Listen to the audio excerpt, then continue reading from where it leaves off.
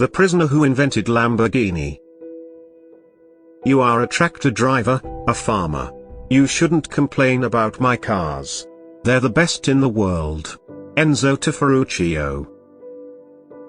It's amazing how a small insult could inspire you to make one of the best supercars in the world. Let's rewind and start. Ferruccio Elio Arturo Lamborghini was born on 28th of April 1916 on a farm of Rinazzo, Italy. His parents were farmers, but unlike his parents he didn't want to be a farmer as he was more drawn towards farming machinery. Ferruccio soon decided he wanted to do something with mechanics. He started working on his father's tractor out of interest and later attended the Fratelli Taddea Technical Institute in Bologna later on. After completing his graduation, Ferruccio never looked back and started training with a master blacksmith who shared all of his ironworks and welding secrets. During the Second World War he was enrolled into the Italian Air Force, working for the transport sections. Lamborghini was taken prisoner when the island fell to the British at the end of the war in 1945, and was not able to return home until the next year.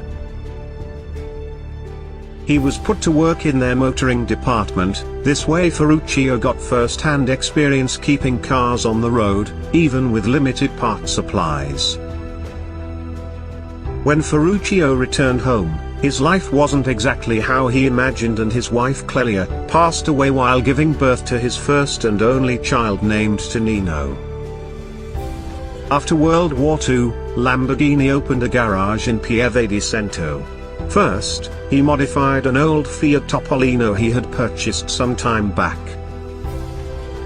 He later used his skills and mechanical abilities to transform city cars into roaring 750cc open-top two-seater and entered the cars in the 1948 Mille Miglia. He also fixed pre-war vehicles, lorries and tractors. Italy was badly affected by the war and needed to recover desperately. One day, Ferruccio's father called him, requested him that he needed a new tractor. It was through its agricultural production that would help Italy recover faster. In order for faster agricultural production, it needed better equipment. He once had a problem with his Ferrari and took it for repairing and discovered that the clutch fitted to this Ferrari wasn't any different from the ones Lamborghini mounted in their tractors. So he drove the Ferrari to the Cento factory and had a Borg and Beck clutch installed straight from the parts list of one of the tractor models.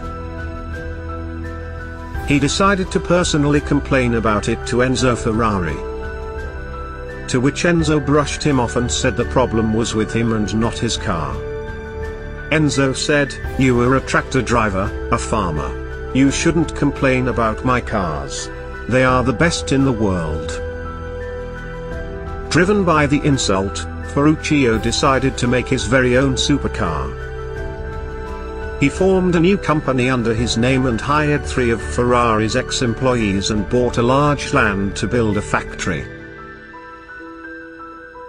In about 9 months, Ferruccio completed his first sports car that featured his astrological sign as the emblem.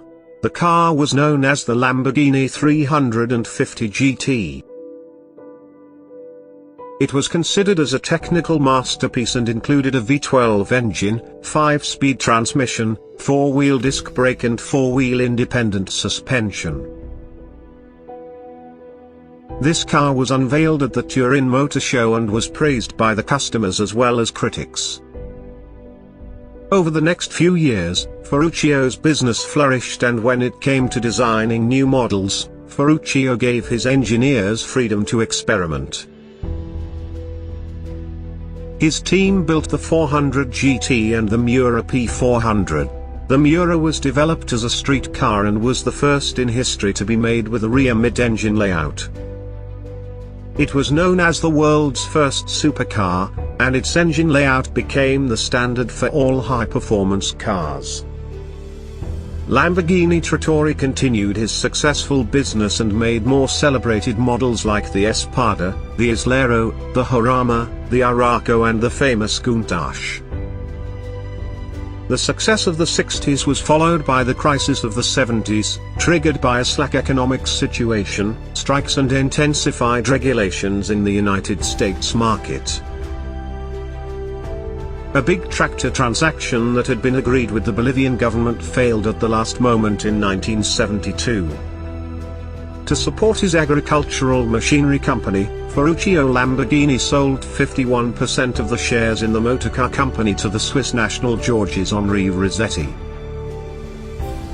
1 year later he sold off the remaining 49% to René Lima, a colleague of Rossetti. At roughly the same time he lost confidence in the tractor business and sold it to the competing Italian Same Group, which continues to manage it up to the present day under the old brand name.